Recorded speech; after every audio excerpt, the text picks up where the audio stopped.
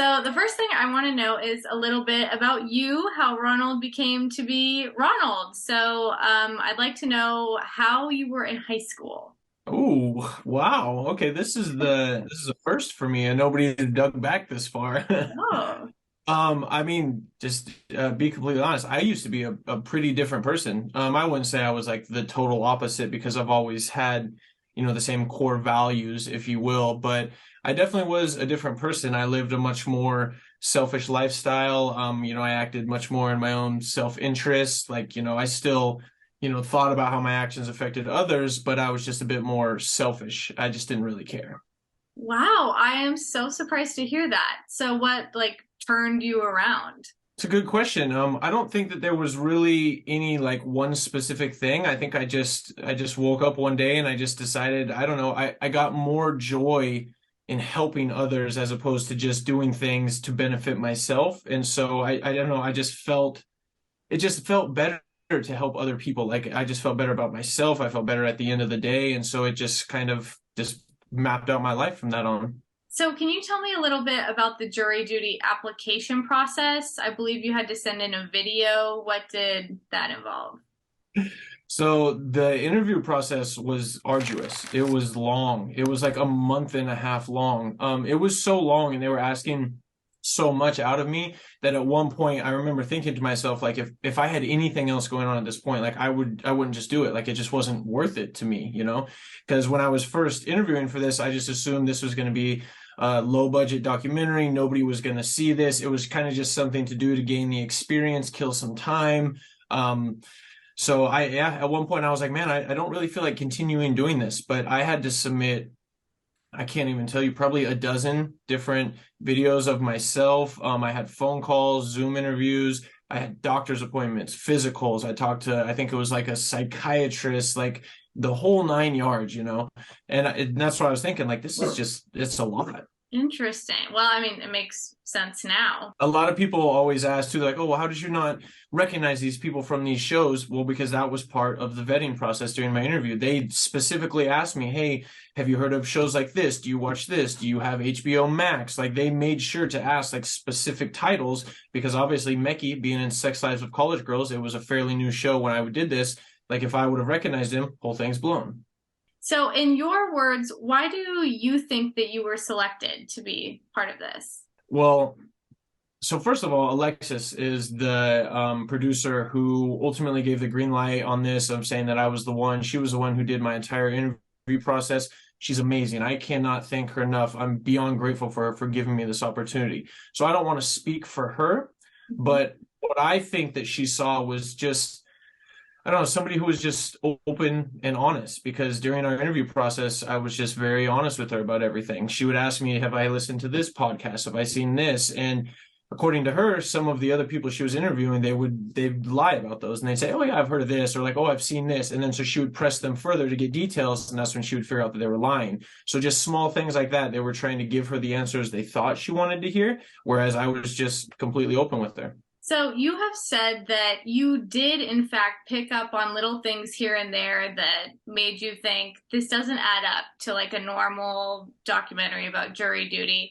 Did you ever have a conversation with anyone where you were like, things are off, right? Oh yeah, absolutely. I mean, there was multiple times, didn't help that they were all actors, but there was multiple times on multiple days when I would turn and tell people, I said, dude, this is absolutely crazy. Or like I said multiple times, like I'm on reality TV. So anytime I would have those conversations with people or actually start to say that, being the actors that they are, they would shoot it down or they would just kind of just like agree and move on. And we wouldn't really press the issue too much, but it was said multiple times. So, I'm sure there were a ton of funny moments that didn't make the cut. Can you share one of your favorites? Yes, it was actually on the first day. And I'm so mad that they didn't include this. So when we're out at the food truck, and James offers to buy everybody lunch so that he'll get the judge's attention. The judge walks by, obviously it doesn't work. So they turn to James and they're like, hey, we need a credit card from you. Before he hands them their credit card, he turns and looks at me and he's like, hey, man, would you like to split this with me? And I'm like, no, I would not want to do that at all. Like, why are you even asking me this? There was another one that happened on the third day. We were coming in to be sequestered. And so everybody had their suitcases in their bags. We had to go through the metal detector. They've got to open everything up. So we were waiting in line. And one of the guards was being fired because of the paparazzi getting in there. And so as we're going through the metal detector, he's leaving and they're like, hey, what's going on? He's explaining to his coworkers, like, dude, they just fired me. I've got to leave right now. So they're calling everybody on the walkie-talkie, like, dude, you've got to come up here. So-and-so's leaving. Like, they're doing photo shoots. They're handing us their phones so we can take pictures of them. They're posing with like the metal detector wands. And I was just like, this is just ludicrous. Like, what is going on here, you know? So who was the most convincing in their character, in your opinion? I got to do a three-way tie on this one. Ken, Noah. Oh man, I'm trying to keep. All right, so Ken, Noah, and Todd. So Ron, Mekhi, and David. Those three, like they were just so immersed in their characters and they sold it so well. And I'm actually bummed out that Ken's, a lot of his scenes got cut out because he had some super funny lines. There was at one point when he put his debt in terms of like gumball machines, and it's just like it was so funny. And I was like, oh man, I can't believe that stuff didn't make it. But those three lived in their characters, and like, and it didn't help too that David and Todd or Noah, the names are so hard to keep straight. Noah and Todd were staying in the hotel room or hotel with me, not the same room, but because we were in the same hotel, like they were on all the time. So the fact that they were just like living and breathing as their character. So you have said that it took you a moment for everything to sink in. Like it took you a moment to process what it is that you experienced, especially on the reveal day. So after you wrapped, everything is done, you go home. Walk me through that thought process of like processing what it is that just happened to you. So truthfully, I didn't even begin to process this until the Monday after. So the reveal was on a Friday. We spent the whole day, they were showing me around, and that was a day where I was just trying to just kind of accept my reality for what it was. I went home on that weekend. I didn't really do a whole lot, like just kind of just tried to just de-stress and just hang out. But on Monday, I actually got a phone call from James because I was messaging him and I was telling him, hey, like I'm feeling these sort of things. I'm feeling a little paranoid. Are there still cameras following me around? And so James, just being the wonderful human being that he is, he calls me right up. We talk for like 30, 45 minutes. He reassures me, that there's no cameras following me around. And he really started to help me just talk through all those feelings and emotions that I was feeling, because I didn't even begin to process it. Like it was sensory overload when they just dumped everything on me all at once. So James honestly was like the first step in that process for me and helping me just come to terms and realize what I had gone through. That completely makes sense. Yeah, I'm sure it takes some time to snap out of, you were immersed for 3 weeks. I'm sure now you have a complete separation of like, okay, that was pretend filming but yeah, that totally makes sense. When you found out that this was not just a normal documentary about the jury duty process, did that change your feelings about the show coming out, learning that you were like the star? Well, yeah, absolutely.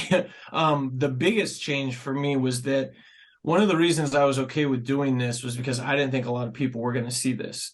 I looked into the film company that they said was running this. It seemed like a small budget, like just small operation. I didn't think that really anybody was going to see this.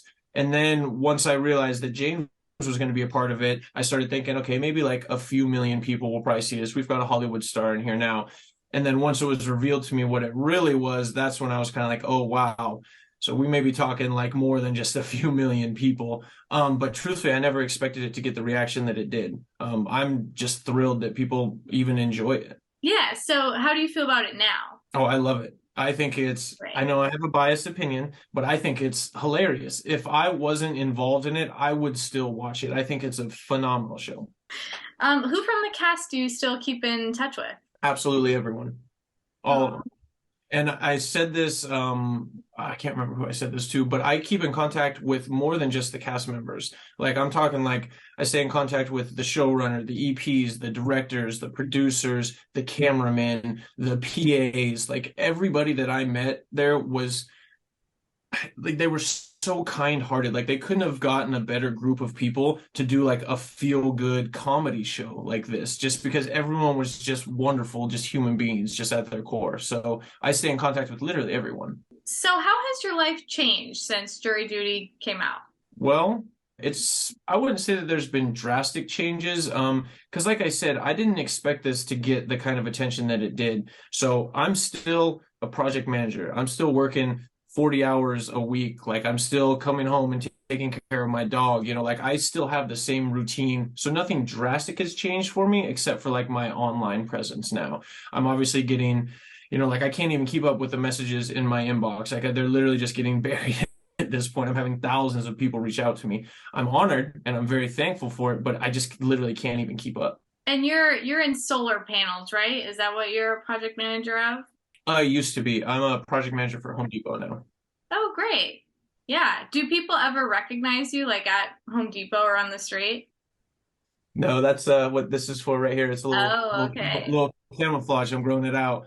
But no, I have Mhm. yet to be recognized, which is kind of funny to me too, because I'm in people's houses. I'm having full-on conversations with them. I'm answering their questions. I'm explaining our install process. I'm leaving them a business card with my first and last name on it, but nobody's made the connection. In your opinion, who is most like their character and who is least like their character? I would say that Edie is probably the most like her character. I loved Edie from day one, and I knew it. I could just tell. I can't wait to see her again. But she was like the most like her character, and I absolutely love that. Like it made it that much better to me to realize when on the day of the reveal, because she made sure to let me know that as well too. She's like, just so you know, like I was acting. She's like, but 90% of everything I told you was absolutely true. She's like, all those stories I told you about myself, they were all true. The person who is least like their character, probably Meki. um, I, I thought I watched Meki. This is a man that I thought I saw lose his virginity. I thought I thought I saw him get drunk for the first time ever, like, and then realizing that that's not at all who he was, just the total 180. What's one thing you wish everyone knew about your experience on jury duty? The confusion that I see online a lot that I'd like to clear up is that people are like they don't understand like how I would have thought that this whole thing was real, or like I didn't understand certain parts. But like going into this, one of the requirements was that I could have never served on jury duty before. That was like the number one main requirement. So you could have not known anything about this process. So I don't know what was actually accurate. I don't know what was embellished slightly, and I don't know what was completely fake. I have no frame of reference going into that. On top of that, too, when we were sequestered, like I had no contact to the outside world. Like they would allow us to have a phone call at the end of the day, but a bailiff was not only sitting in the room with you, but they had a microphone or a headphone in and they were listening to your entire conversation. So I didn't even want to have conversations with my friends or family members or anything for that reason. So I had no internet access. I had no TV. I couldn't stay up to date on current events. Like nothing. Every time we went out in public or if we went anywhere, there was always a chaperone following us. There was always a bailiff and somebody from the production. It was literally like I was a child again, just being babysat. Okay, I have one more question for you. If you could sum up your life philosophy in a sentence or two, what would that be? Change your mind, change your life. Oh, how did your mind change during this experience? Well, I wouldn't say that it changed, but going into this, I had to change my mentality. I had to keep an open mind. I guess I didn't have to, but going into this, like I knew that I was going to meet a whole bunch of strangers. I was more than likely going to befriend some of these people. I was going to be spending a lot of time with them. Like I went into this knowing to expect some sort of connections. I was going to have to communicate with people that I have no idea anything about, total strangers. So I just made sure that I was mentally prepared for that, which honestly made the sequester thing that much easier.